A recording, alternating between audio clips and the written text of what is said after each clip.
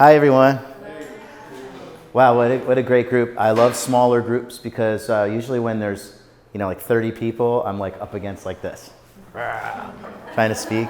So, I like to roam a little bit, and welcome to Vegan Around the World. Pam said some nice things about me, but it's really about the fact that I'm in the company of some wonderful people who I've known for years, and now I get to meet you guys too. And when was the last time you thanked Pam for all she does? So let's thank Pam and give her a hand. Thank you. And I'd also like to say hello and a shout out to the online people. We're being taped today for Hippocrates Online. And I think it's great that they're doing online. But let me call them out for a second, which is one of my sayings is an ounce of experience is worth more than a ton of theories. An ounce of experience is worth more than a ton of theories. So it's great that you're doing it online, but however you want to look at it, you got to come here to these 50 acres here at Hippocrates Health Institute in West Palm Beach, Florida.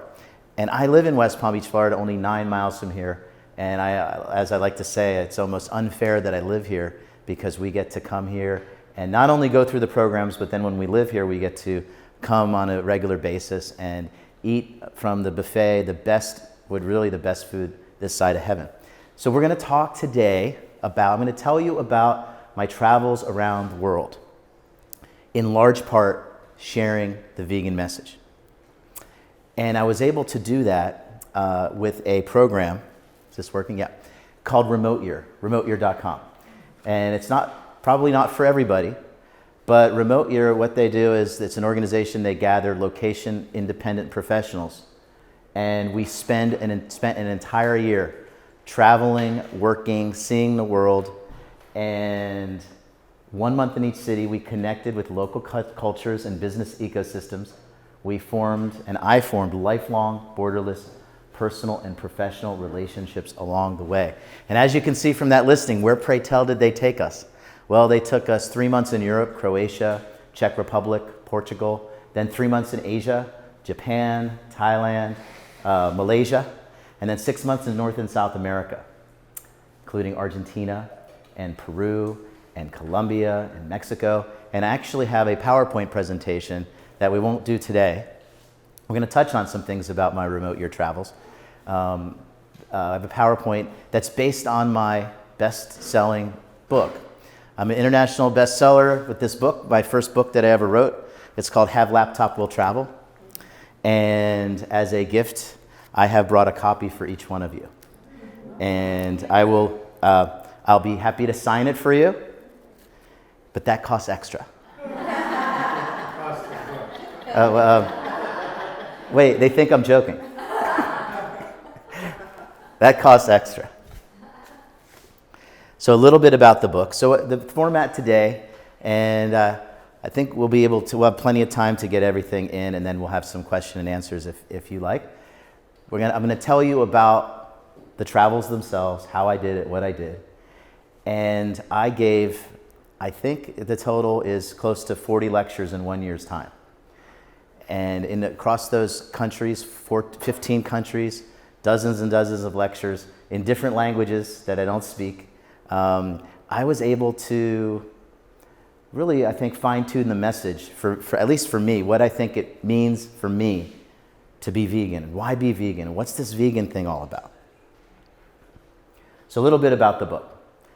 Digital nomad. Have you guys heard of this? This is an emerging thing especially with the millennials. It's tied in with the gig economy where people can run their business remotely from their laptop and their smartphone.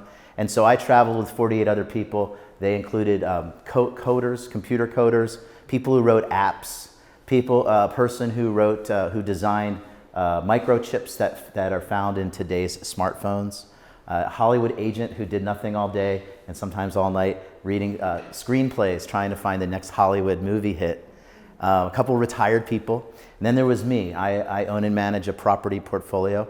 I've been investing in commercial real estate, building commercial real estate, developing commercial real estate for the last 25 years, and my property portfolio includes 5 different states. I'm building a shopping center right now in Pennsylvania, and that was actually started Working remotely, I had conference calls and even video conference calls with engineers, architects, bankers, leasing agents. I was able to do all of that remotely on a piece of dirt that was maybe 6,000 miles away. So I joined a band of these 48 intrepid travelers. And as you can imagine, the book is broken up into 12 chapters, 12 cities and 12 months. So each chapter is the city that I lived in. So as you can imagine, living in a place for 12 months, you experience life not so much as a tourist, but really as a resident. And I think that was really the value. The people that I met, the way that I learned a city, learned my way around town, started learning the language. I studied Spanish for 6 months. And just as you get to learn a city, whether it's Buenos Aires or whether it's Lima, Peru, or whether it's Kyoto, Japan, just as I learned a city on the 30th day, it's time to go and it's time for the next frontier. And I got to admit, that started to get a little bit of addicting to go to the next frontier. And it was, new restaurants, new Wi-Fi passwords, new Tinder profiles, and I actually worried at the end of it last year when it came to an end. I wondered, would I be able to go back to this normal life, where it was just here in West Palm Beach and going to my office on Clematis Street, and what would that be like? But the truth is, my parents live here, and it was like really almost like I had never left to come back. And last but not least, some people love this about the book, and some people are like, well, I didn't know it was going to be such a vegan book. There are, and I couldn't help myself, but there are prominent vegan themes throughout the book, especially when I talk about my lectures, especially when I talk about some of the things I saw as it related to the deeper meaning of vegans, people who went to a church where the miracle of Fatima, where the Virgin Mary appeared in Portugal. And it's a holy site. And for hundreds of years now, people go there to the shrine where the Virgin Mary appeared, and they walk on their knees. I have video of it. It's in another presentation of mine. They walk on their knees to the shrine to ask for what? They ask for forgiveness. They ask for health. They ask for mercy. And it struck me as so ironic, and I write about this in the book. How can we ask for mercy? How can we ask for health? How can we ask for peace in our life if exactly the opposite's on our plate? And so those are some of the themes that are going on in my book.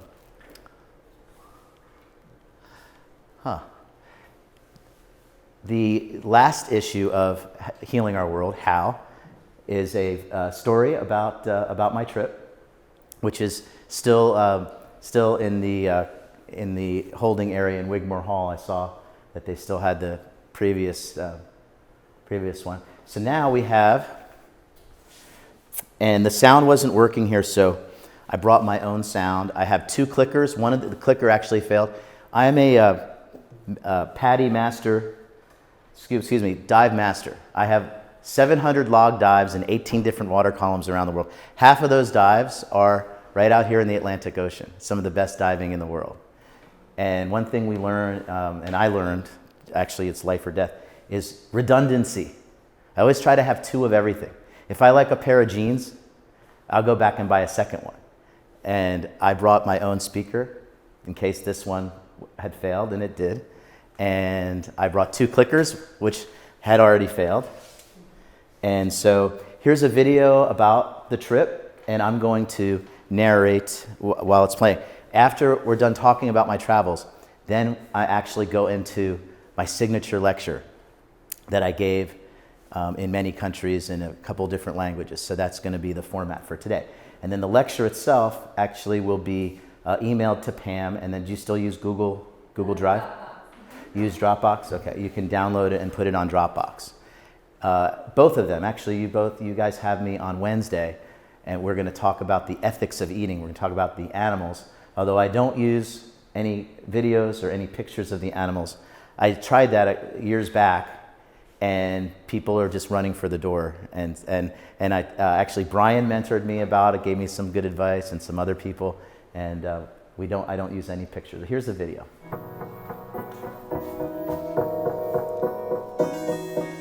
Can you hear okay? Yeah.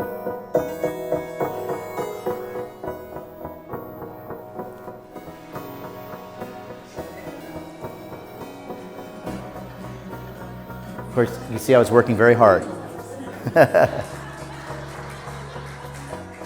Can you see? Oh, sorry. That's me doing some paperwork. We did a side trip to India, World Peace Diet Speaking Tour with Dr. Will Tuttle, who you will learn about. We visited 10 cities. We did 15 events in 12 days. I was kind of like he's a best-selling author, a leader in the vegan space. I was kind of like his warm-up band.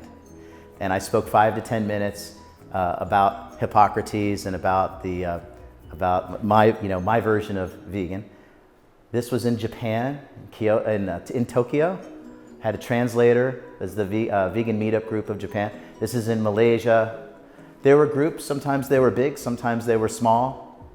She's interviewing me for an online magazine.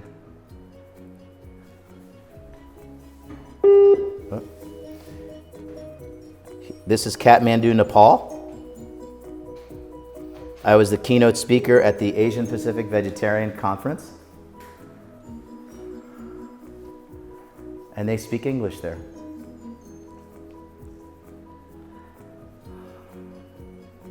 I could not have traveled around the world for a whole year and do what I did without a regular yoga practice and also transcendental meditation and also the Newcom app. Are you guys using the Newcom app? Or the Newcom system that they have here? You should, if you can do it, you should purchase it because it's great. Greetings from Lisbon, Portugal. Check out the trolley. Trolley's in Lisbon, Portugal. See you in Japan. See you in Japan. That's the bullet train in Japan. From Kyoto to Tokyo, it takes 2 hours and 20 minutes on the bullet train. It runs about 200 miles an hour, and it will take you about 9 hours if you drove.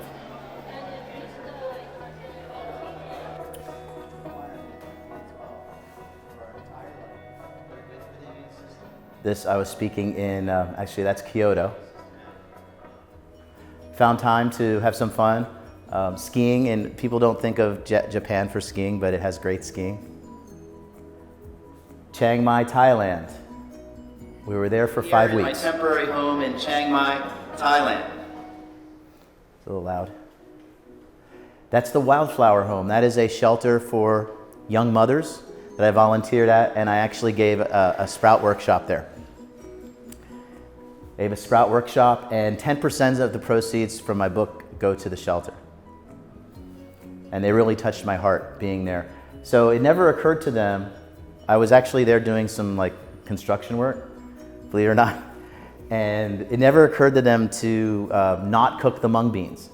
So I went to the head lady, I said, can I give them a sprout workshop? She said, yes. So 3 weeks later, I get an instant message from one of the organizers with a picture of this huge bowl of sprouts. They were obviously having lunch when I was long gone. So I think I got through to them, and it sounds corny, but that was one of the greatest accomplishments of my life.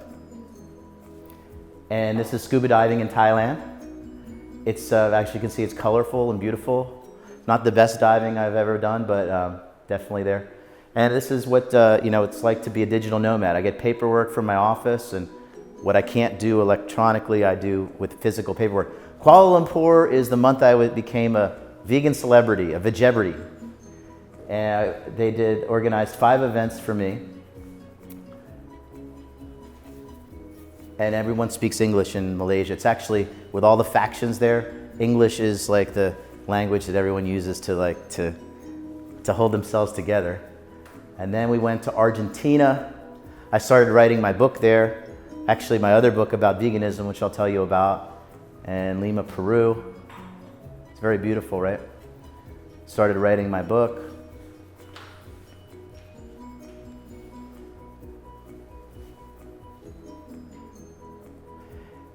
The Vegan Manifesto, which is what we're going to talk about today, the 5 health principles to save humanity. took Spanish class for 6 months. This is Argentina. We built solar panels out of Coke bottles to make hot water heaters in houses in impoverished neighborhoods. And I'm a songwriter and musician, so I always tried to find a place, some buddies to jam with wherever I went.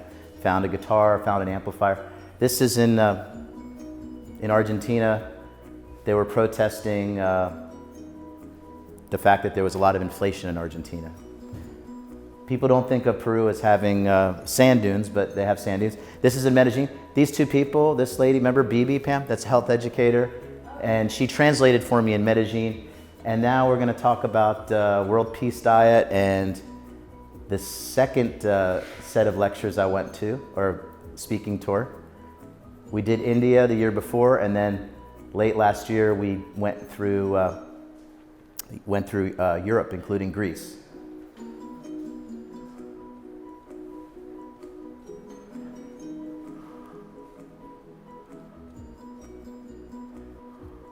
I told the Greek people, because I speak a little Greek, if you want to really be Greek, you have to eat vegan, because like Hippocrates and a lot of the ancients.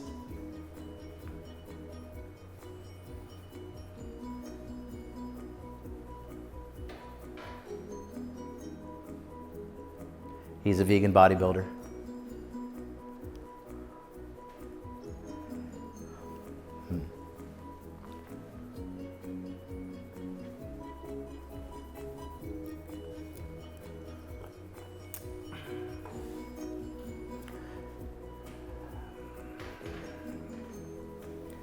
It's amazing. We did 8 countries in Europe in 2.5 weeks. Like every city, every day you wake up and you go to a new place and we speak. It's not easy. I don't know how these. Will Tuttle is almost 70 years old. I don't know how he does it, but he does it.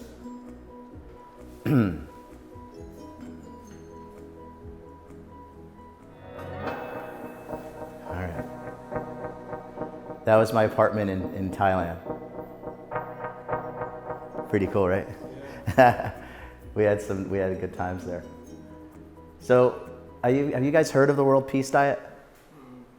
The World Peace Diet, okay, so once a year, Will Tuttle, this guy, comes here and he spends a couple days with the health educators and they do a lecture in Wigmore Hall. And the World Peace Diet is a lot of what you're going to hear today is it is in large part a lot of the big ideas from the World Peace Diet, also, Hippocrates' version of things and others, and my own synthesis. The World Peace Diet was written by Will Tuttle. He's considered a visionary speaker, best-selling author. He's a piano virtuoso and composer. And we'll have some video. You'll hear from him in a minute. And on Wednesday, when we talk about the ethics of eating, you're going to get more video and a message from Will.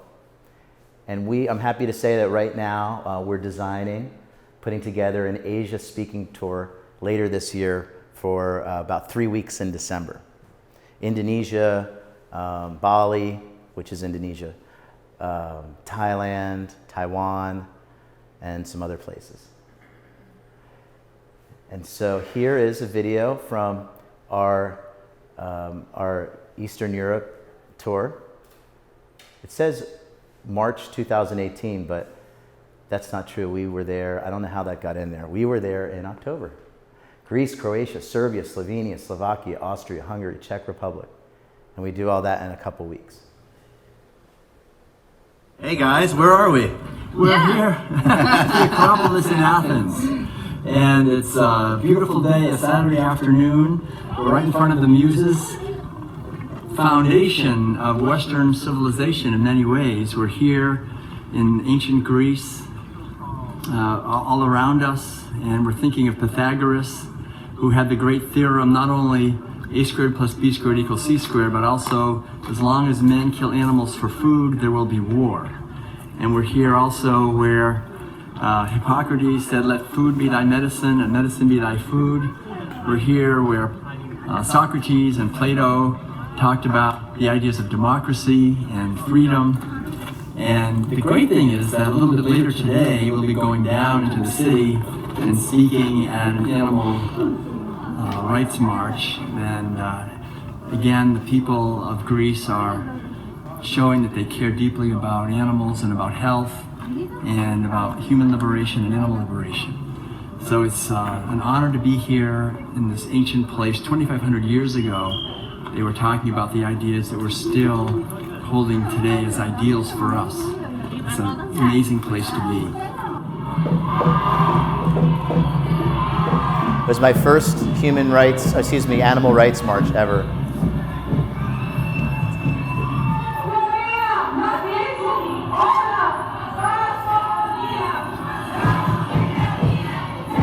It's saying in Greece, open your hearts and close the slaughterhouses. Athens,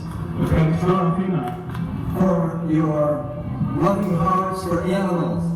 I have been very fortunate to be a vegan now for 38 years. And every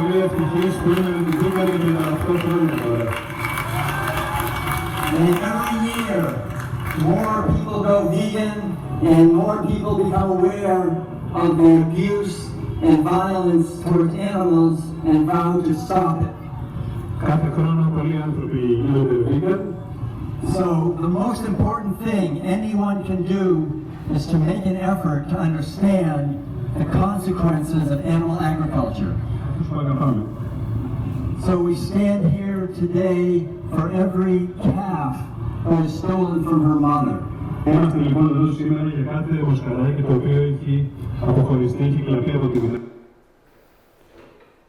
What do you think? Love it. Nice, right? So some of the books that are in my library that I refer to that are really important, I think, for the vegan health aspect. Have you heard of this book, Why Animals Aren't Food? It's, I think, 600 pages or so, and it's A to Z. If you look up the ailment, it will tell you, and it'll back it up scholastically, it'll back it up with the sources of how it's traced to basically an adverse reaction to animal protein. How Not to Die, have you guys heard of that one? By Michael Greger. And he also has the website nutritionfacts.org. You guys heard of nutritionfacts.org? And you should subscribe to it. He does an email blast where you will get some piece of education in an email, either a video or an article on a daily basis. And it's really, I heard about it soon after I went through the health educator program, and I just feel like it's like required. It's, you know how when you get a license, if you're a realtor or something, you have continuing education. So I look at this nutritionfacts.org as a continuing education. And of course, some of the newer movies out there, What the Health, you've all seen that, right? And then also Dominion, have you seen Dominion? Yes. So that's the newer version of Earthlings. And that's the one that's very graphic. Very, very graphic. We're going to talk about, we're not going to show the graphic on Wednesday. We're going to talk about what I think the philosophy is behind why we don't like to see it. It says here in Japanese on the bottom, total health from a vegan perspective. And so when I spoke in Japan, one of the last things the organizer said on the phone was, oh, by the way, please come the day before the event and talk and have a meeting with the translator, with the interpreter. And I just and then I hung up the phone. Or you ever notice you don't hang up phones anymore, but everybody still says it? Just saying. Anyway, and I thought to myself, oh my God, that means that I can't use my slides. See, up until then, I've been speaking for years, mostly in the United States, and I would use my slides. And if you've ever made a PowerPoint, given a PowerPoint, you know the slides are kind of like a little bit of a cheat sheet. They're kind of like it's just all right there.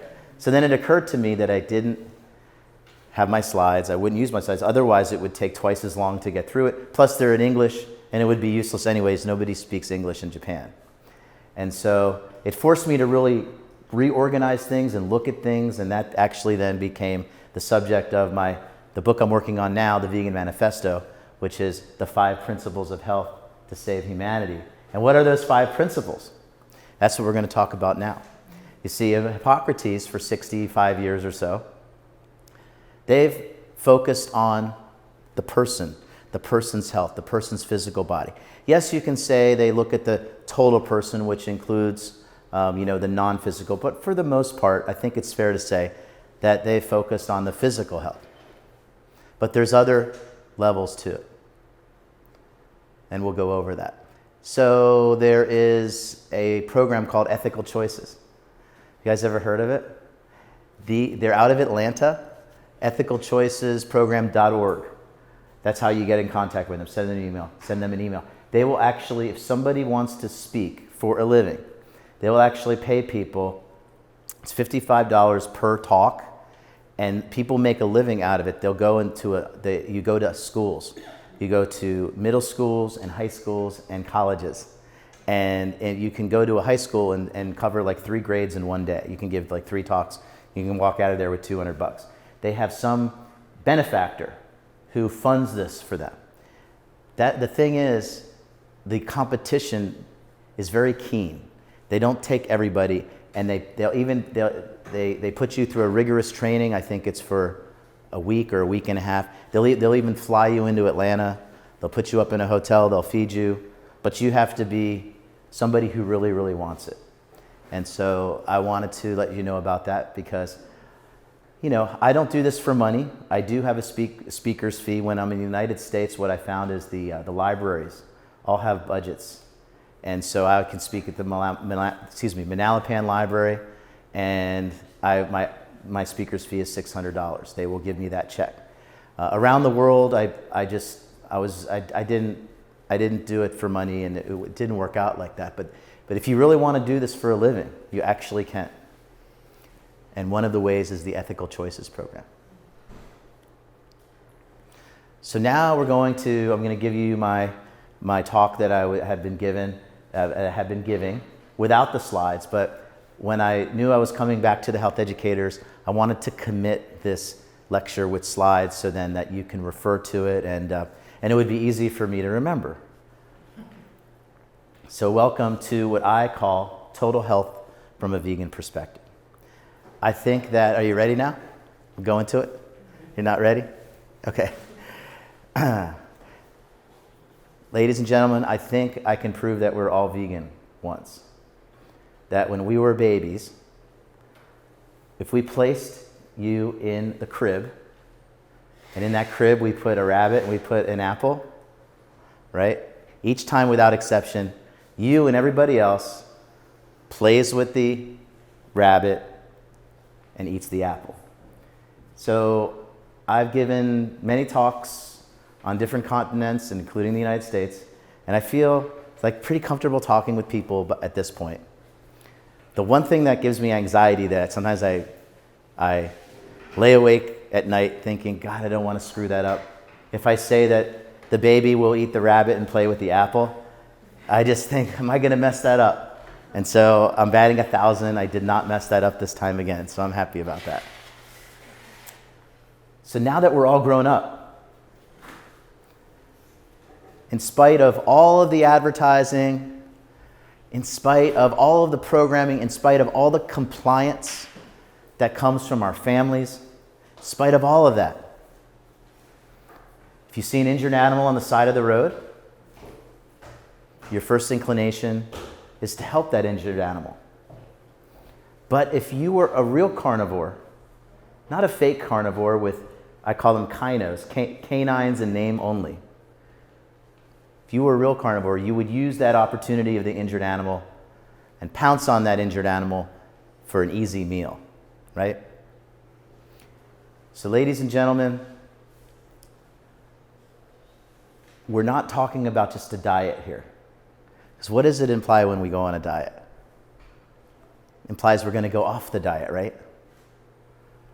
If we're talking about a diet, it implies it's only for temporary. It implies we're going to go off the diet at some point. So what we're really talking about, we're talking about a lifestyle. But more than a lifestyle, when you consider, especially for you health educators, it's more than just the health. When you consider that there's deeper levels, And that's what I'm hoping between today and Wednesday that we can really get a sense and get a feel for the big ideas on the deeper levels of veganism. That besides our physical health, the consequences of our food choices affect greatly our mental health.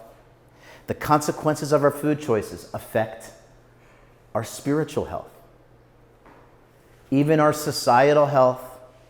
And the one thing everybody can agree on, even the most rabid meat eaters, they can see it right in front of them and they all agree. Our environmental health is devastated by animal agriculture. Animal agriculture is nothing less than a war on nature. It's nothing less than a war on our bodies, our mind, and so on. Well, let's break it down. Let's talk about our physical health.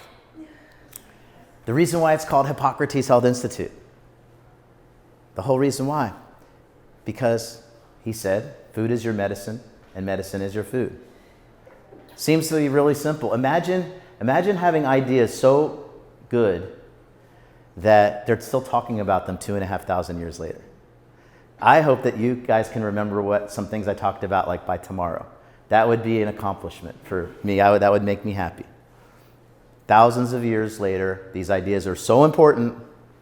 They're still talking about, they're still aspiring to. But I think like what took, hundreds or thousands of years to happen in humanity now just happens in like a matter of years, if not, or maybe decades or then years. Everything just seems to be moving faster and really compressed in terms of time. And I think if we leverage that as a group and as individuals, if we leverage that fastness, the way progress is moving, I think it could mostly be a good thing.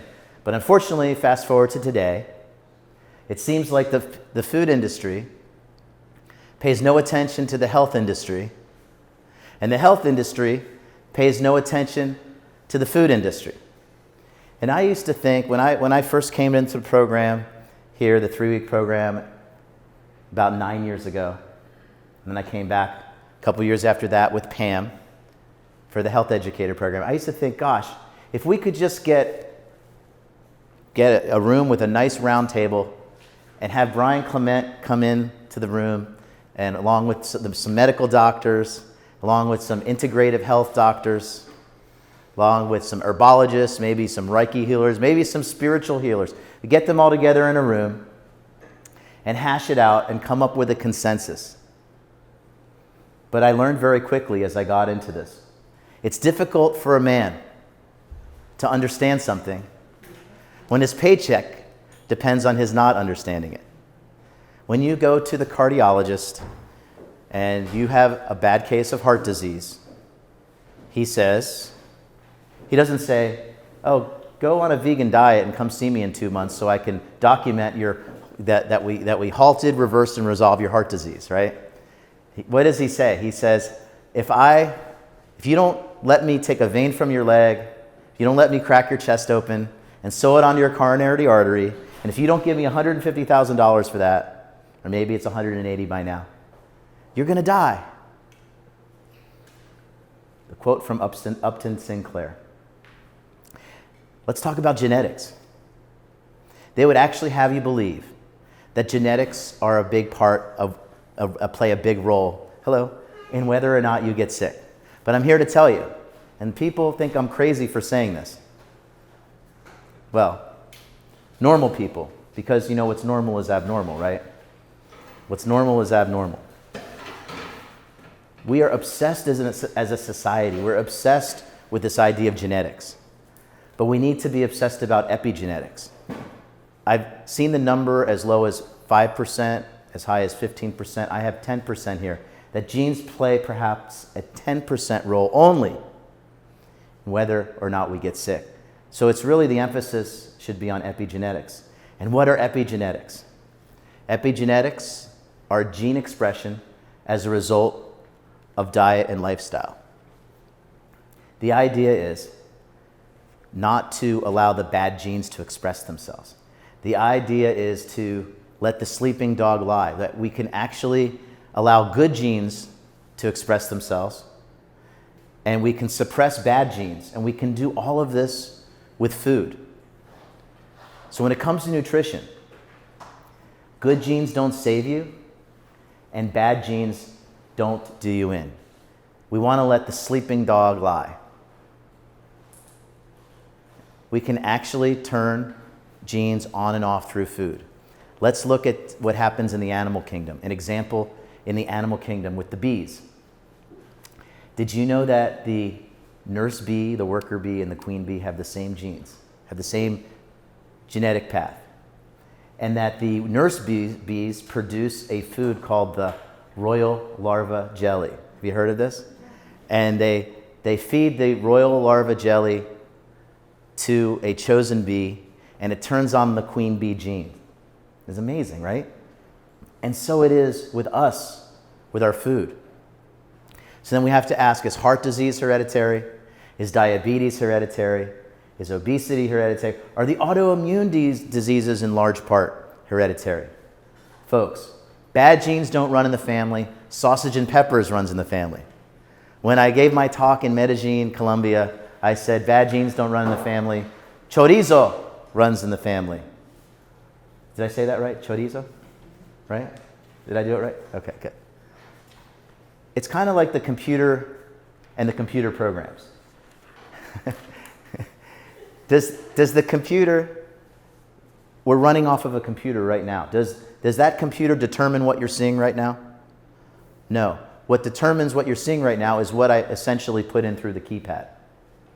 And that's how it is. That's the analogy I like to use for nutrition. So when it comes to nutrition, genes are like the gun, and bad nutrition pulls the trigger. I referred to Why Animals Aren't Food, that book. It's 700 pages, about. But you don't have to read the whole 700 pages. You know why? Because over and over and over again, the theme of the book comes back to the same thing, that if we're eating animal foods, we're eating animal protein. And almost without exception, just depends on your gene path, immediately you'll have an inflammatory reaction. And this inflammation from the animal protein takes many forms. It can take place in your bones, which will show up as what? Arthritis. It can take place in your nerves. It could show up as multiple sclerosis. Autoimmune. The way he explains autoimmune across a myriad of diseases is that we're eating animal protein breakfast, lunch, and dinner since we're babies. Year after year, perhaps decade after decade. And then after a while, our bodies, our immune system mistakes their protein for our protein. And so our immune system starts to attack ourselves. Because all these years it's been attacking this other animal protein, and it gets mixed up.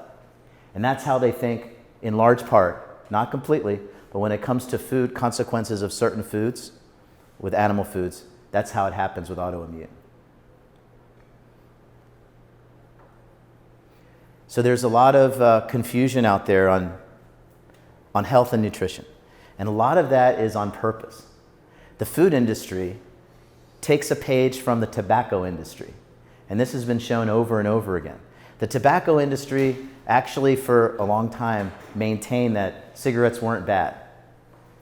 They actually have, transcripts from their big corporate meetings where they said, all we have to do is confuse people. And then we can get away with selling more cigarettes. They also would engage in, and the food industry does this too, fake studies known as, we call the checkbook science. So one extreme example I'll give you, a theoretical one, is, did you know there's no evidence that if someone jumps out of an airplane without a parachute, that they'll fall to the ground and die? There's no evidence, because it's never been done before. So the food industry and the tobacco industry play these kind of games where there's just, there's no studies ever been done, there's no proof that something's bad for you. So I'm going to give you 3 principles, and it's what I tell people all you ever need to know about nutrition. And now we're going to get into the Hippocrates stuff a little bit. Number 1, all life comes from the sun, therefore eat plants. All life comes from the sun, therefore eat plants. All health centers around the immune system. All health centers around the immune system. And then number 3, my favorite, do the things that are good for you and don't do the things that are bad for you. It's simple but not easy. And I got that from Andy Roman, who, you guys know Andy, who works here. And he just said that as a throwaway line one day, and he even forgot that he said it. And I'm glad that I didn't forget it, because to me that's one of the three most important things all you ever need to know about nutrition. And that's the one I struggle with the most too, because I don't know about you guys, but these new vegan, analogs, these new burgers that are out, the Beyond Meat, and now they've got the crab cakes and they got all this stuff. I mean, I love that stuff, and I have about 10 extra pounds to prove it. And so, to me, it's simple but not easy. We're going to break it down a little bit. Let's talk about how all life comes from the sun, therefore eat plants. Let's talk about the sun itself. You guys, do you know that the sun is composed of photons? And to me, this is just amazing, that it takes 200,000 years for a photon cell to come from the middle of the earth, the core, to the end of the sun, to the edge. And then it gets expelled, and it's called what? It's called sunlight, right? And how long, anybody know how long it takes for the sunlight to reach from the sun to the earth? Anybody know? It takes 8 minutes. So we go from 200,000 years to 8 minutes. And so about 500 million years ago, this sunlight started reacting on the earth and creating and generating plants. And those plant leaves started creating these things called phytochemicals, phytonutrients, phytochemicals, which then we come along 500 million years later. And Brian actually calls this proof of God, POG, proof of God. We come along 500 million years later, and we thrive on these phytonutrients, phytochemicals found in plants. So important that right now, as we are here in this room, the pharmaceutical industry has hundreds, if not thousands, of scientists in the jungles, in the Amazon, in the forest right now, trying to glean from the plants phytochemicals that they can take to the laboratory to copy, so that they can make intellectual property known as what? Pharmaceutical drugs. But they don't even come close. They just don't come close.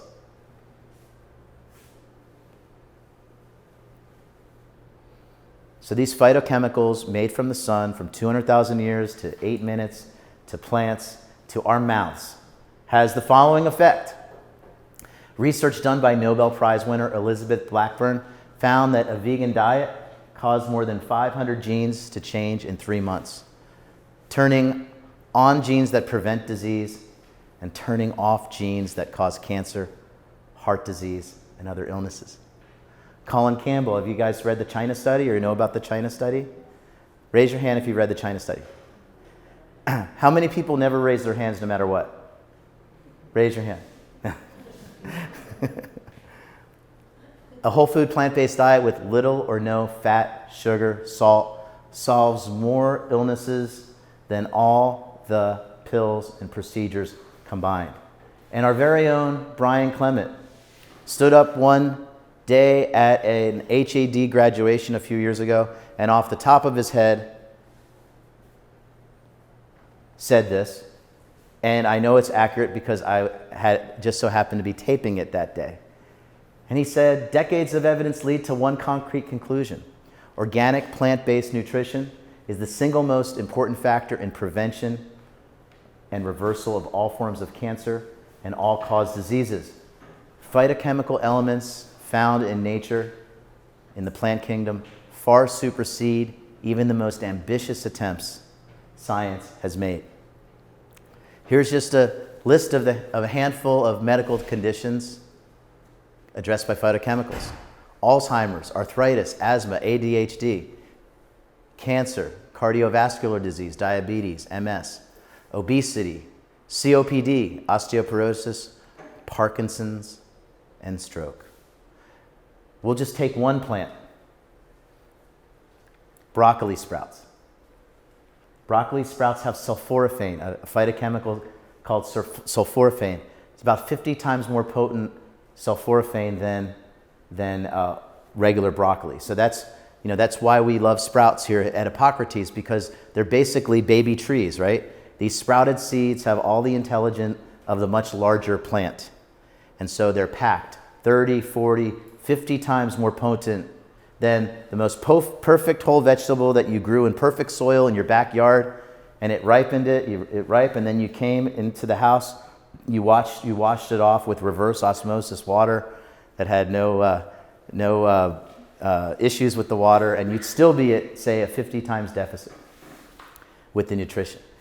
So in 1998, Johns Hopkins University, they discovered that this sulforaphane killed cancer cells, cancer tumors, and cancer stem cells so effectively that they patented it.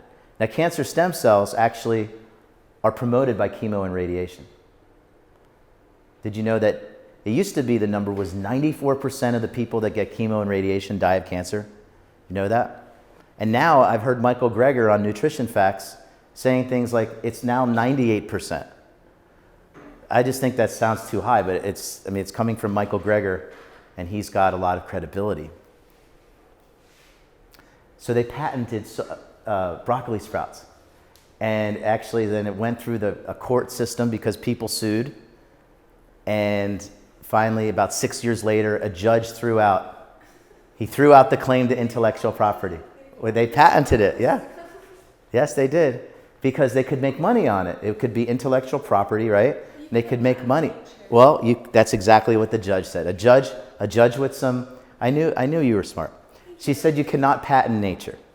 And so the judge said you cannot patent nature, you cannot patent a plant. It's like trying to patent air. So then you never heard about it again.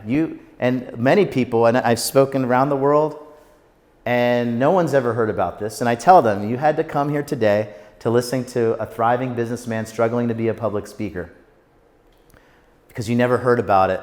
And one of the reasons, we'll get more into that on Wednesday, is there is essentially, I call it the medical meat media industrial complex. The medical meat media industrial complex. And in the medical meat media industrial complex, it's basically an unwritten rule that the advertisers will not publish or run they will not promote things that are detrimental to their advertisers. And who the hell are their advertisers? The food we shouldn't eat, and the pharmaceutical companies that push the drugs, right, that make us sick. And then there's the third one that I love, which is after all those commercials, I was actually going to talk about this Wednesday, but I just love hearing it, is the third one that comes on is the lawyers who are trying to clean up the whole mess. Like, did this drug kill you? You know, that you took the drug because the food was giving you a health problem. So then lawyers come on after those advertisements. So the whole thing is just messed up, right? Just all messed up. So, but that's why we're here. You know, we are trying to, I don't know if you need to edit this out, Tony. We're trying to unfuck the world, okay? Just like that. We're trying to unfuck the world. All life comes from the sun, therefore eat plants. Number 2, we're still talking about the 3 things you need to know about nutrition. Number 2, all health centers around the immune system. As far as I'm concerned, folks, we have a cure for cancer. It's called the immune system. And so when we eat vegan, it's like our green shield. And let me illustrate that in a graphic. I love this chart. This is your immune system.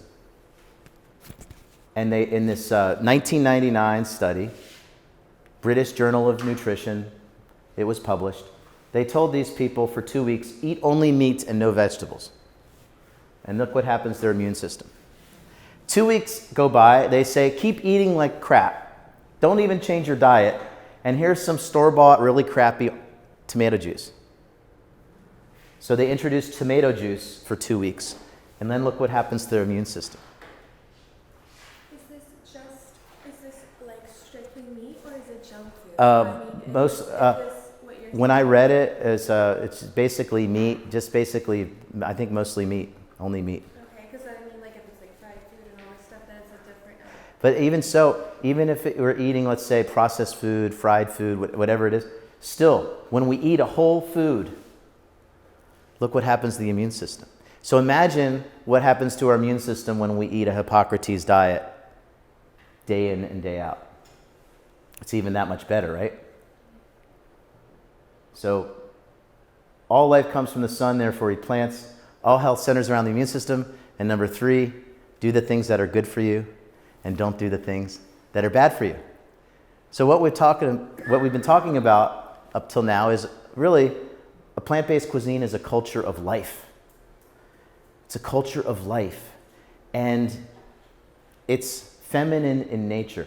Plant agriculture is feminine in nature. Did you know the name Sophia is a Greek word for wisdom?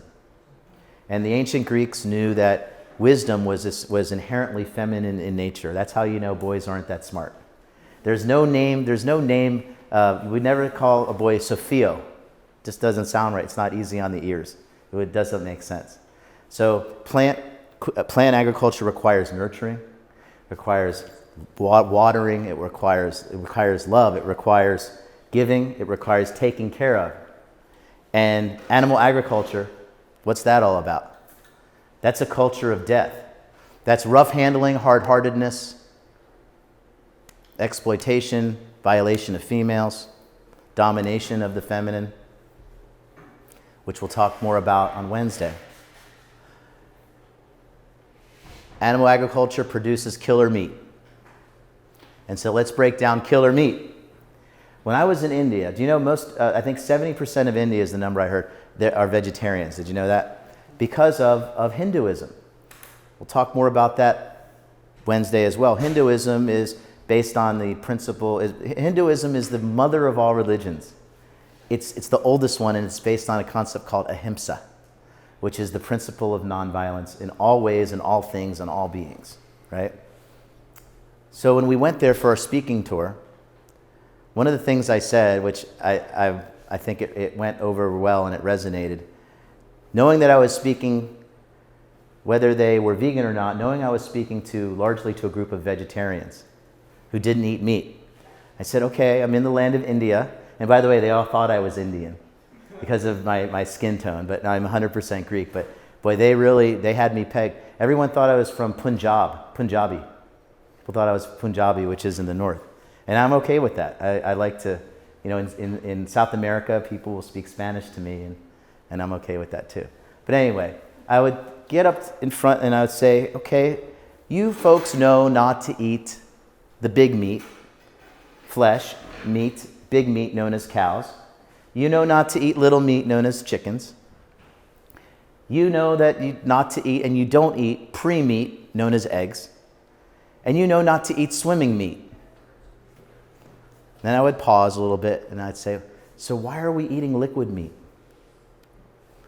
And why are we eating congealed liquid meat meant for someone else's baby? So whether it's big meat, little meat, pre-meat, swimming meat, liquid meat, or congealed liquid meat, it's still meat. Because again, remember the book, Why Animals Aren't Food? It's all, whatever form it takes, liquid or solid, it's still an animal protein. Depending on our personal genetics, it's going to find a way in the disease path to show up as a problem in the short term and often latent in the longer term too. So, we know about killer meat. We know the number one disease in the United States, number one cause of death, is a 95% lifestyle choice, right? We know that can be halted, reversed, and resolved in large part with a switch to a plant-based diet. We also know about cancer, the antibiotics. Do you know that 80% of the antibiotics in the pharmaceutical industry in the United States goes to the animals, goes to the factory farms, because they're in such terrible conditions, these concentration camps, they're prisons, they're in such close proximity. And so they have to give them more and more antibiotics, and they become resistant, and it creates superbugs. And then guess what? The superbugs are killing tens of thousands of people a year. Did you know that? It's because of animal agriculture, because of these factory farms. People think chicken is a healthy alternative in a meat food. But did you know that 97% of chicken breast has fecal matter on it? It's filled with shit. And this explains why many elderly people die from this. It's fatal in many older people, but also things like urinary tract infections by females chronic UTIs, urinary tract infections, from the fecal matter in the chicken. Viruses, butcher's warts. Chicken pox actually comes not from the chickens, it comes from where? Who? What being, what sentient being gives us chicken pox? Anybody know? Cows. Cows. The autoimmune disorders, we spoke about that. After a while, our bodies mistake their protein for our protein and starts attacking us. That's where autoimmune comes from. So in How Not to Die, he makes the case very good. 15 out of the 16 causes of death are from eating so-called animal foods. Does anyone know what number 16 is? As I just heard a crash and a boom upstairs. So it's good time. Number 16 is accidents. Number 16 is accidents. Of course, we have killer fish. We have killer dairy. You should go to the store and buy Brian's book, Killer Fish. Really great book. It's about 100 pages, and it's a great read. So let's cut out the middleman, and let's get our nutrition from the same place that the fish do. For example, I've been scuba diving. I see it everywhere I go. The fish are herbivores. The fish feed on the algae on the reef. The turtles eat the plants on the reef. There are much fewer types of sea animals that are apex predators. And that's to keep population under control. But for the most part, we should cut out the middleman. And for the most part, the fish are herbivores. And so we, as humans, should cut out the middleman and get our nutrition from the same place that those fish do. And where do they get it from? They get it from the plants. And so, for example, people want to go out to eat, and they love their salmon, which is now 70 or 80% now they know comes from China, from the fish farms in China, which they have to put pink dye in the fish feed to cover up the black gray color that the fish meat gets because they're in such poor conditions on the factory farm. So plant sources of omega-3, for example. Instead of eating the salmon, let's eat what the salmon eats, which is algae, chia seed or chia oil, flax seed, flax oil, hemp seed, hemp oil, and also walnuts. Well, the fish don't eat walnuts, but you know what I'm saying, right? So I was a little bit heavier guy, and that was, the title says there, from nutritional vegan to ethical vegan. And that to me is the key right there. We've talked about the health aspect now. Now we're going to go into some of the other levels, some of the deeper levels. And to me, once we tap in, by the way, you is a very powerful word when you're speaking publicly. Be careful. I always try to use we. And if you say you, it's a very powerful word. If you say, you need to change your lifestyle, you need to change your diet, that's kind of like a little attacking the person. So when I speak, and I learned this from some people who speak, and I thought that was great advice. So I always try to say we. Once we make the connection that it's more than us, that it's really not about us. It's not about us. It's about the world around us. It's about what kind of world we want to live in. So when we do it for ourselves, and people come to Hippocrates, half of them are sick, half of them are smart. Some people are sick and smart. And a lot of people, at least half, I say, are up against the wall with a chronic or catastrophic disease. And that certainly gives you the right to want to fix yourself. And Hippocrates helps people help themselves. We don't cure cancer, they don't cure cancer, they don't have any magic dust. They give people the information to helping people help themselves, right? But when you do it for yourself, when you go vegan for yourself, we call that veganism through the side door, right?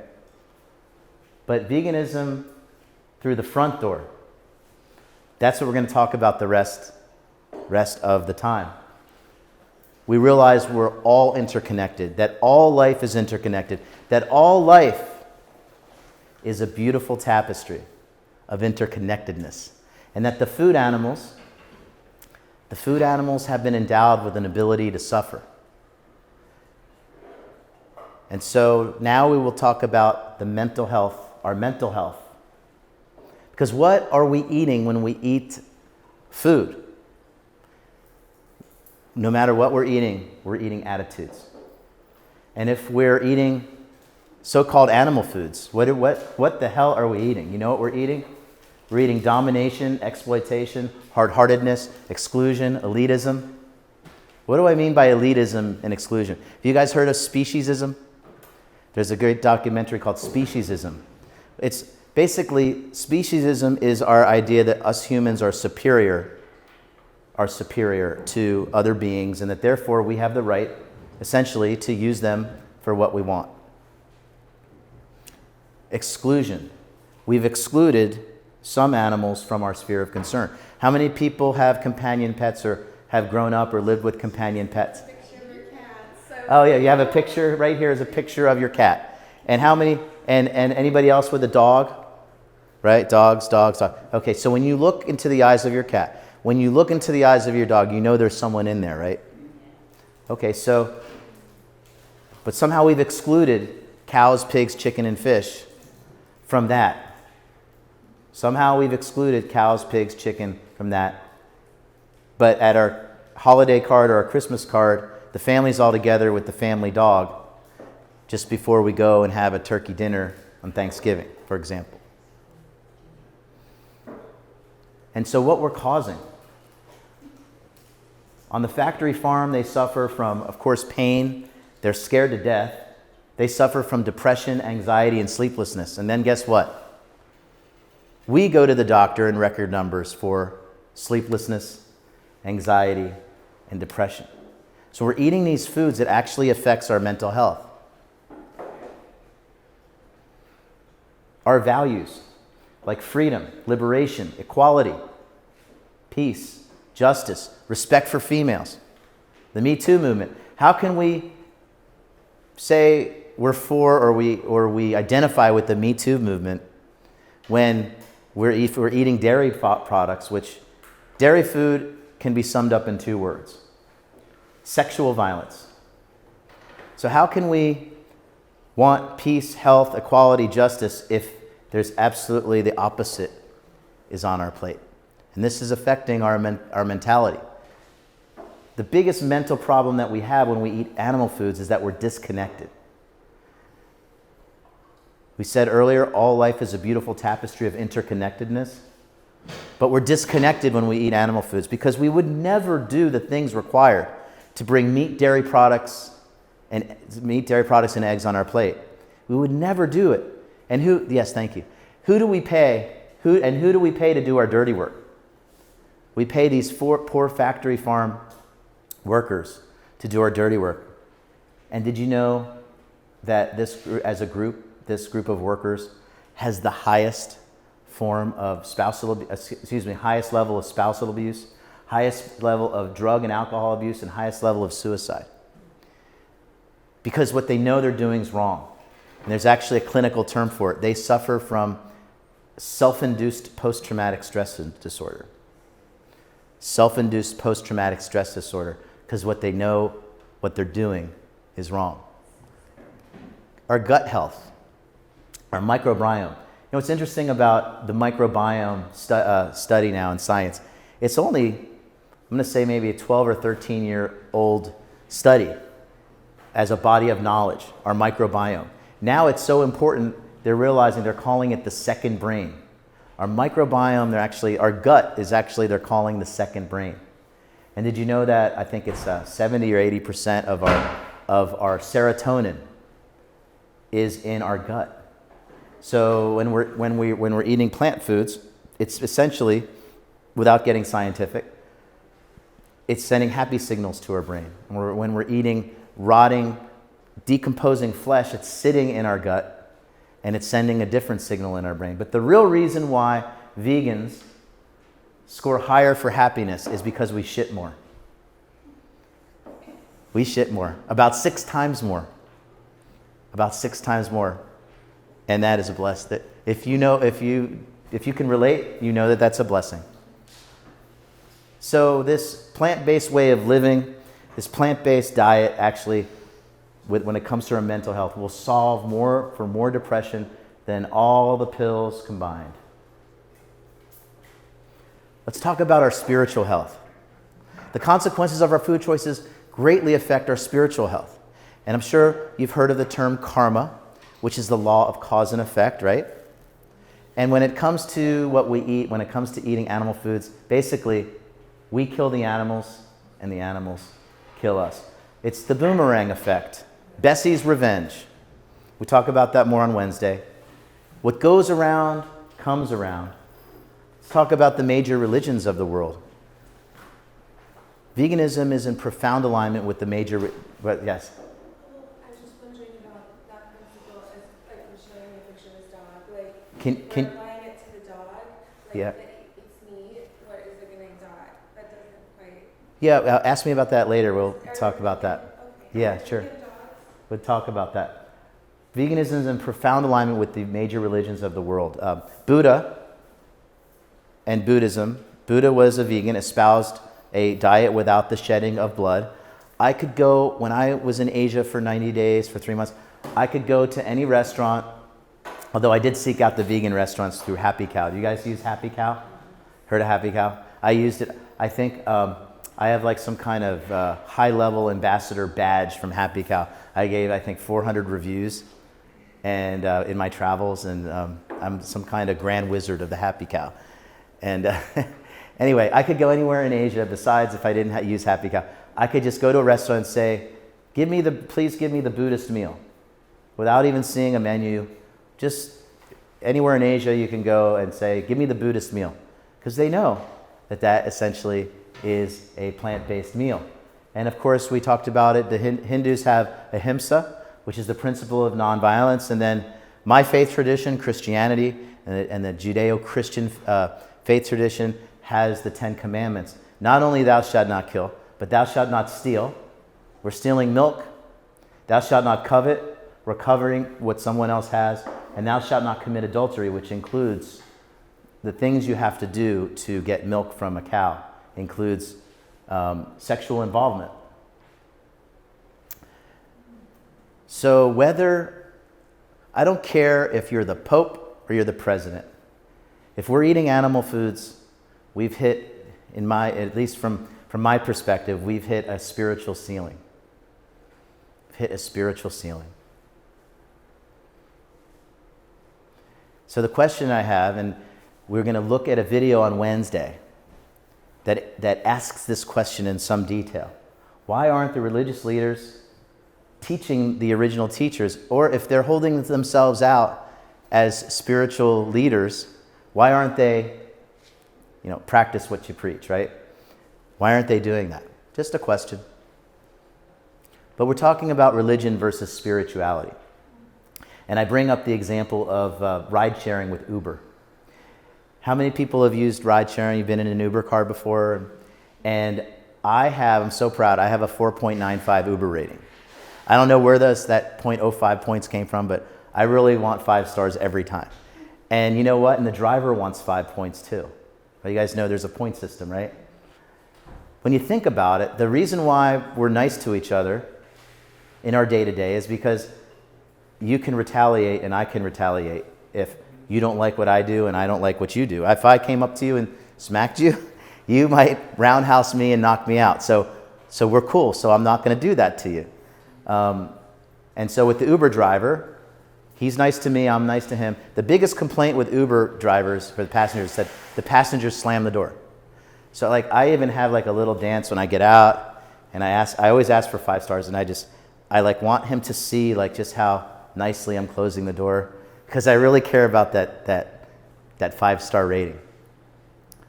But to me, the spiritual breakthrough occurs when we honor and respect and treat nicely those who cannot retaliate. That's namely cows, pigs, chicken, and fish.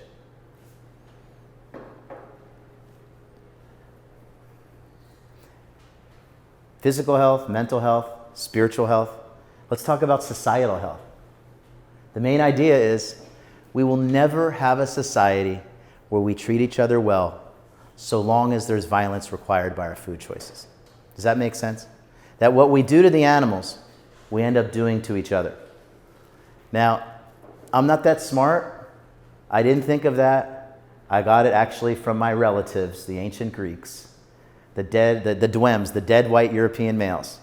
And of course, in the Eastern traditions, they had a version of this too. Let's just look at what the ancient Greeks says. Ancient Greeks said, Pythagoras said, so long as man kills animals, man will kill each other. The Pythagorean principle. He who sows the seeds of murder and pain cannot reap the seeds of joy and love. And did you know the term vegan is only several decades old? I think it was coined by Watson in 42, 44? Anybody know?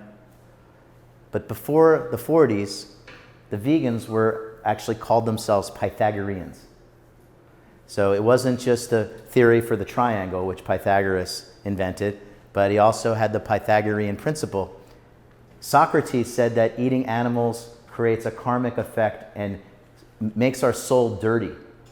And Plato, who wrote the Republic, said that the vegan diet gave him mental clarity and stamina to write a book like the Republic.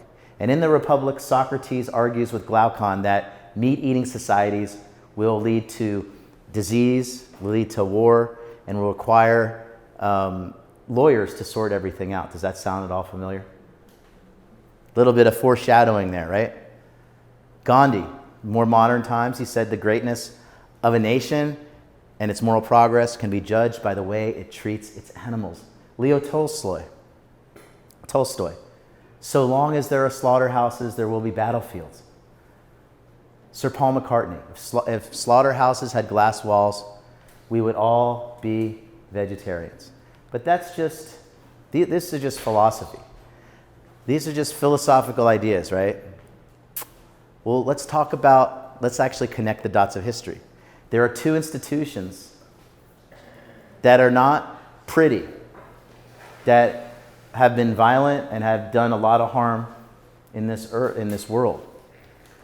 And the first institution that's a direct creature, a direct result of animal agriculture is armed conflict, war. Cows through history have always meant wealth, and that's how war was born. As a matter of fact, the oldest word for war, the Sanskrit word for war in India, they had the first word for it, Gayam. And this word Gayam means the desire for more cows. Did you know that? The word for war literally means the desire for more cows. It's right there for us to see how it happened. The very word capitalism, which I happen to be a fan of, they're saying do away with the word capitalism now. We don't want to use that word, we want to call it voluntary exchange. Voluntary exchange actually is how 1 billion people in the last 20 years came out of poverty. Just after World War II, 90% of the people lived in abject poverty. Did you know that? Now about 8% of the people, by the same standard in today's dollars, live in abject poverty. And that all happened with voluntary exchange. But I digress. So the very word capitalism comes from per capita, which means per head of cattle. Why do you think they call it the stock market? And the fancy English word pecuniary actually comes from the Latin, which means animal. You see, when you wanted to get more wealth back in the day, you think we had a world like today where somebody could invent Uber, become a billionaire, or somebody like Jeff Bezos could think of Amazon and become a billionaire, and everyone around him become multimillionaires? Income mobility is something very new in this world. And somehow some of us have an idea that there's a lot of problems. There are problems, it's not perfect. But for thousands of years, I'm going to say 10,000 years, the income of the average person was about zero. The only people who had wealth had the animals. So when you wanted to get more wealth, what did you do? You found out where the king or the warlord in the next region over had the animals, and you went to war to take his animals. That's how it all started. And then, if you weren't killed in the battle, guess what happened? The second institution became a slave. So, when when I talk about this stuff, and the reason why it turns me on so much is I'm not just up here chasing butterflies. I think that the reason why the world is screwed up is because we eat animals. It's a war on our health. It's a war on our mental health. It's a war on our spirituality. It's screwed up society. And then finally now, we'll talk about environmental health. Because animal agriculture, like I said, is nothing short, nothing less than a war on nature. And so we don't want to judge, we don't want to ridicule people, but there's nothing more ironic, that's the word, than an environmentalist who eats meat, which is just about every one of them. Like this meme says, and then the meat eater said, "Happy Earth Day." I mean, come on. Certainly can't be an environmentalist and eat animals. And this is the one, actually, most meat eaters will agree. They say, you know what, you got me on that. It's true. You guys, have you watched Cowspiracy? So I've taken some of the basic numbers or some of the big ideas from Cowspiracy, such as 45% of the continental United States is covered with animal agriculture. And that's 7 times the coverage of housing, shopping center, roads. And people talk about urban sprawl. What about animal agriculture sprawl? Housing, roads, shopping centers is only a 7 times. So what is that? What's the numbers on that? I think it's like 10% would be housing, shopping centers, and roads. Monocrops. We have to chop down the rainforests, have to chop down forests. And that not only kills the animals that we eat, but also kills the animals that are existing in their normal habitat, right? When we chop down their forest. So there's species extinction going on. And so it's totally unsustainable situation. Water. 52% of the municipal water goes to feed the animals. So when you go to California, like I like to do once or twice a year, there seems to be in LA County always a drought situation. You can't wash your car, you can't water your lawn. They put this crazy thing on the shower head so you get like a trickle, and you got to flush the toilet like 3 times to take care of your business. You see, the 3 times is for us vegans because you realize once you go vegan, you've been constipated your whole life and you didn't even know it. Dead zones. The runoff from these factory farms goes into the tributary streams and then ends up in the Gulf of Mexico by Louisiana. And you can see an area of 5,000 to 6,000 square miles where everything just dies. It's a war on nature. And then, speaking of the oceans, we're heading toward fishless oceans. We are witnessing right now, people, the collapse of the marine ecosystem. I've been scuba diving now for only 10 years, but in the 10 years, I've actually seen it. In Thailand, where you saw video, we didn't see one shark, which I love sharks. They're the most misunderstood animals. In my book, you'll have to read about, I have a whole thing about how nice sharks are and how afraid they are of us. But in Thailand, there wasn't one shark, there wasn't a lot of fish, and it's a problem. And they say in the coming decades, I think by 2040, we're going to be out of fish. And I don't even want to know what that means. We're going to be, they're fishing out. They're fishing out these huge trawling. They have these big nets that are like a mile wide and like a mile down, and they get everything. In the deep sea fishing, only about 50% of the catch is the target fish. And then the non-target fish get swept up and they die. And they grind them up and they eat them, they feed those to the cows. Anybody ever see a cow fishing before? Any ever see a cow hunting in a stream for a fish? But that's what the hell is happening because it fattens them up and it gives them more milk. Now we're going to talk about climate change.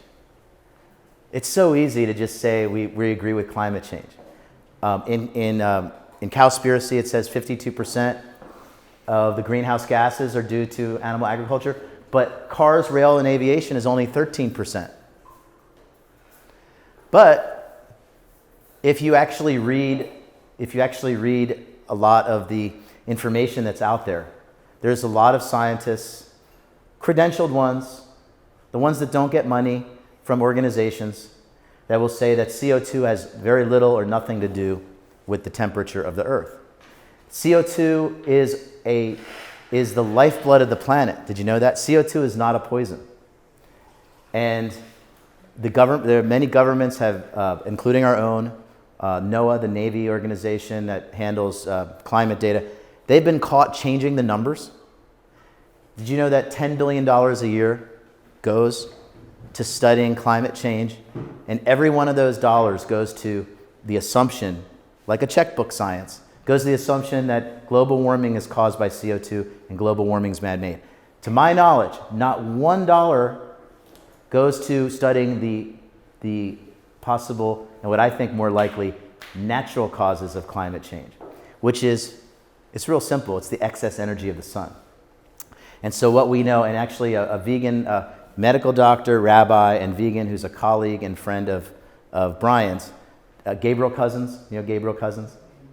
So he's really onto this possible climate change hoax. And what he talks about, he's a really smart guy, he's sold as many books as Brian. There's this 200-year cycle with the excess energy from the sun gets hot and then it also gets cold. And right now we're in a cooling stage where last year and the year before, the size of 40 Manhattan Island in New York City, size of 40 New York cities of ice has grown. So right now we're in a growing period of the ice caps. So I'm not saying, here's the other thing. When it comes to environmental health and studying veganism and its effects on the environment, there are 16 things, and 15 we can agree on, right? And so my thought on that is, if two people agree on everything, one of us is not thinking. So just remember that. We don't have to agree on everything. Because if 10 people agree on everything, I don't know how many of us aren't thinking, but it's probably a high number. Maybe half of us aren't thinking. So just something to think about. Great YouTube video if you actually want to see a documentary about what I'm talking about. The Great Climate Change Swindle. Boy, is that garlic? I could taste the garlic. The number that I like to keep in mind, 15 to 1. 15 to 1 ratio, plant agriculture versus animal agriculture. Plant versus animal. It takes 15 inputs to make 1 unit of animal food.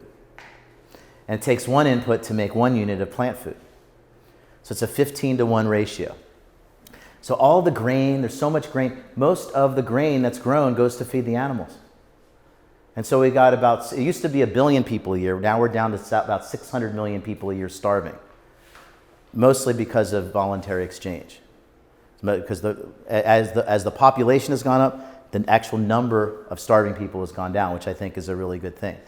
But right now we're growing enough grain to feed about 11 billion people. But most of that grain goes to feed the animals. Terribly inefficient system. So we talked about the benefits of a plant-based diet on our bodies, the hazards of an animal-based diet. We talked about how the consequences of our food choices affect our mental health, our spiritual health, our societal health, and our environmental health. And so I'd like to close with some ideas here. I call it the liberation of it all.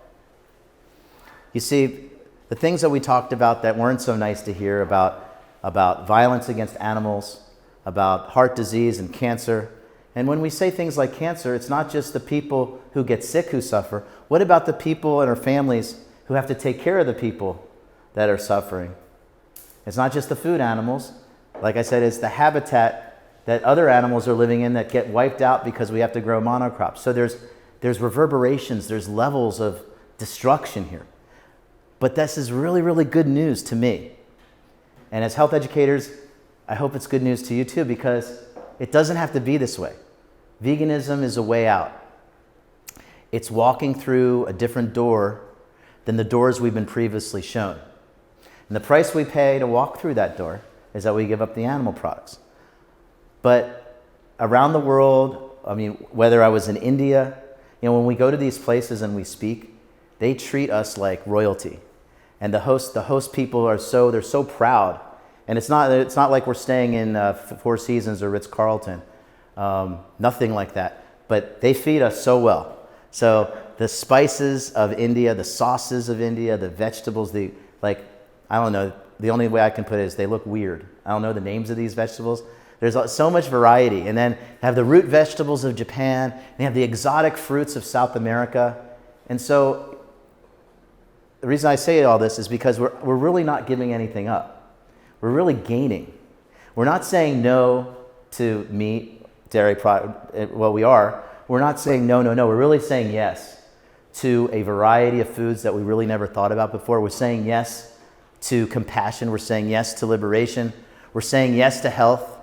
We're saying yes to so many more things than we're saying no to, right? We can have peace. We can have justice. We can have freedom. We can have equality. We can have more respect for females. But we have to be willing to give these things. We can be free, but we have to free them first. With the 40 lectures that I've given in 15 countries, the thing I learned, out of all this, you know what I learned? The only person we can change is ourselves, right?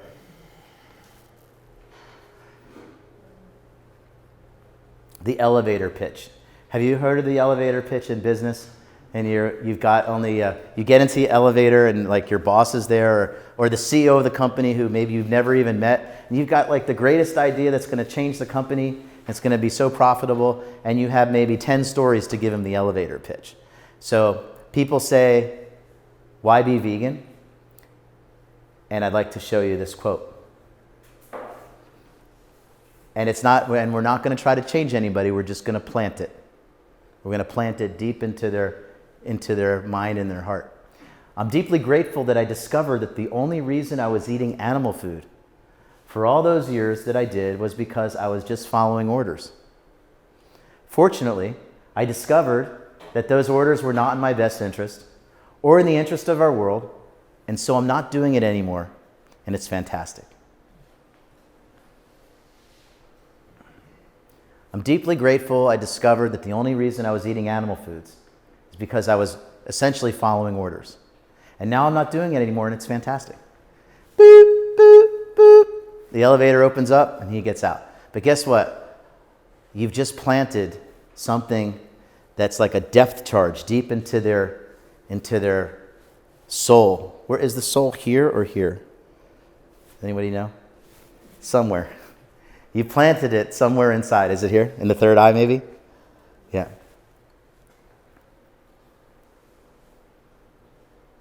Whoop. And then there's the staircase pitch. The elevator's broken that day, so we got to use the stairs. And so I'm walking up the stairs. I'm on a coffee break because I like to take a lot of breaks. And the big cheese, the head honcho, is running down the stairs. He's late for a meeting. He says, "You're the vegan guy." I say, "Yeah." And he will ask me, "Well, why be vegan?" And I say, "Because nothing tastes as good as vegan feels." Nothing tastes as good as vegan feels. So on the count of 3, let's all say, "Nothing tastes as good as vegan feels." Wait, 1, 2, 3. Nothing tastes as good as vegan feels.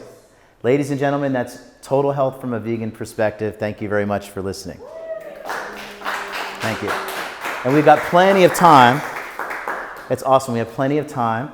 And so, does anyone have a question, comment? I'm sorry, what is your name? I didn't mean to cut you off before.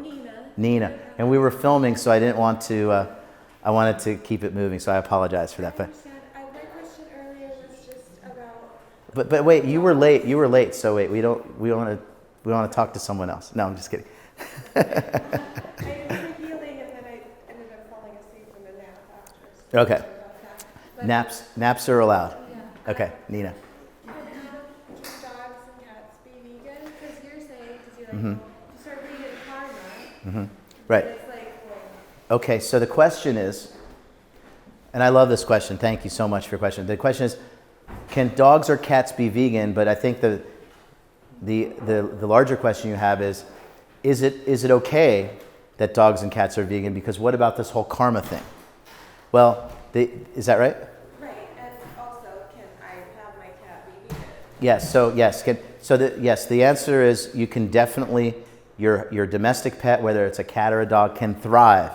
I mean, their hair will never look better. They'll never look happier. They'll never be happier with a vegan diet, and especially they love algae. And I've seen that. I've seen that myself. The dogs for sure love algae, and they make. If you Google it, they definitely make vegan cat food and vegan dog food. And when it comes to that, like people say, well, lions eat meat and so on. Everything according to its design. Every sentient being according to its design. Dogs and cats, cat is part of the cat family. They have a physiology for meat. They have a body for meat. Animals that eat meat were put on this earth to control the population of other animals. That's the bottom line. We, on the other hand, we have a choice. We have a choice, and the reason why the movement is growing, the reason why people are getting an awareness is because there's an inherent wisdom, a Sophia wisdom, that's feminine in nature, that knows that, but men have it too, that knows that it's just not right. That basically this whole meat thing is part of. It's basically a bad dream, like an ideological trance. It's a trance of history. We don't know why it happened. Well, we'll talk about it on Wednesday, which is about 10,000 years ago, they started confining animals against their will. And that's how civilization started. Basically, the entire world is organized around eating animals. And we're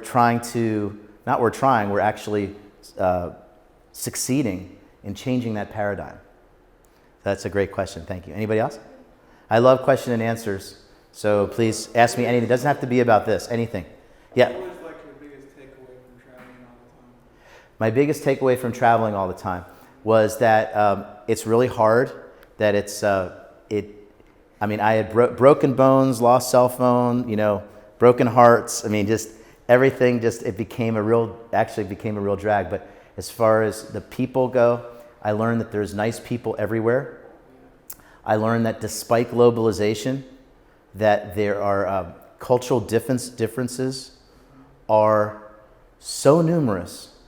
I also learned just how tribal and even racist people are. People think the United States is racist. That's complete bullshit. Because we actually have people from all 5 continents that have to deal with each other on a daily basis. And I go to Asia, where to me they all look the same, and they're making fun of each other for their ethnicity. I go to Croatia, and the northern Croatians look down on the southern Dalmatians, or they call them the Dalmatians like the dogs, because they think they're lazy. And the southern Dalmatians think the northerners are like robotic Germans. But they're the same people. So that was one of the things that really stuck out. The Japanese don't like the Chinese.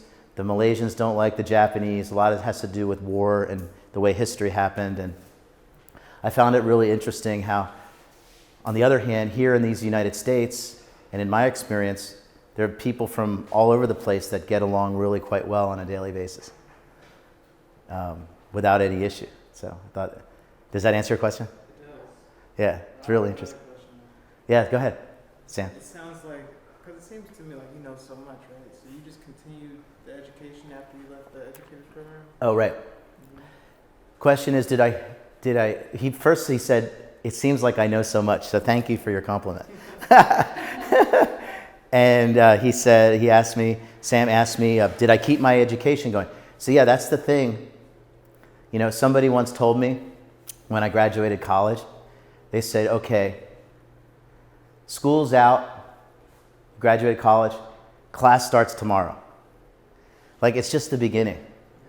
And, I've seen some people go along and, we talked about the eCornell course on nutrition that you can get online, but maybe you don't have, you're going to go and do other things and not have the time. So this nutritionfacts.org, The Real Truth About Health, which is Brian's website, and people, look, everybody can take 2 or 3 weeks in the year If you get a real job, you can still take vacations, right? So time your vacation to go to the Real Truth About Health conference, which is free. You know, like stay in a Motel 6 down the street for $50 a day and go and, I mean, you get incredible knowledge from these conferences. And read books, what do you call it, the documentaries. You just, you know, if you're hungry for it, you're gonna keep feeding that hunger. And, you know, I think it's great. A lot of people continue it. And, you know, it also breaks my heart when I see health educators on Facebook, like, you know, not being vegan anymore, you know. Or like a reunion happens, you know, so a reunion happens and we go to dinner and we're at like an Indian restaurant and like, you know, like 4 people aren't even vegan anymore. Like that to me, and again, I think, and I touched on it today, it's once you make the connection that it's more than just our bodies, that there's so many levels of destruction against us and everything around us. Think about it, if the whole world went vegan, almost all the problems in the world would stop. You know, the oceans would come back, we'd stop polluting the environment, people would treat each other nicer, you know, people would be, if you feel better, you're gonna act better, right? The whole world would be just unscrewed up, at least from my perspective. Anybody else? Yeah? No? We're a little early. Do you have anything that you want to say, Pam, or do? Well, I think I'm very grateful that you come in here and you're constantly, you know, one of the things Vera noted is that, and I think it's a nice teaching tool for the educators, Right. is that she was here a year ago and she says, Phil's changed this since I Mm-hmm. saw it last time. So you are constantly upgrading. I don't mean upgrading in the sense of you're just including more of what you've gained over time, and also something that you mentioned as far as distilling.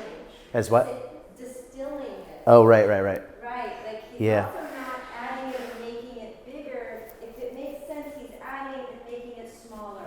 So it's like you can fine tune to the point where you can continually make it more succinct, and yet more valuable. Like these things seem to be opposites, but it's kind of like homeopathy. Yeah. The less you have, the more value it provides. And Thank you. that's where we, as people, like as we get clearer and clearer on what it is that matters to us, we start saying, okay, this one wasn't quite as important. This one is way important. So I'm going to get more information on this, and you just get more crystal clear, and your message gets received as such. And so I just want to honor you for your, as kind of like what Sam said, is your continual growth. Thank you. And evolution in front of all of us. It takes courage and it Thank takes you. commitment. Thank you. I want to thank you so much. I want to add something. The reason that, and if you read my book, and for me to be here today, it's really not about, I never want to make it seem like, look at me doing all this cool stuff. What I really want to do is inspire others to whatever they want to do, whether it's a food concept, whether it's a delivery service, whether it's opening up some kind of private practice. I just want to hope that what little that I do can inspire others so that their life can be adventurous and extraordinary, and that to be continually worthy of a life well lived. You know, when I left Nepal after I spoke, I'm on the runway and there was a big explosion, and I actually felt it, and there was a crash landing right in front of our plane. 70 people, 40 people died. 10 people they never found. They were just, burned, incinerated. And, like I just said, I just want to continue to be worthy of a life well lived, because my cup has been very full in the last couple decades, and I just want to continue to do what I can, do my part. Thank you, Phil. Thank you.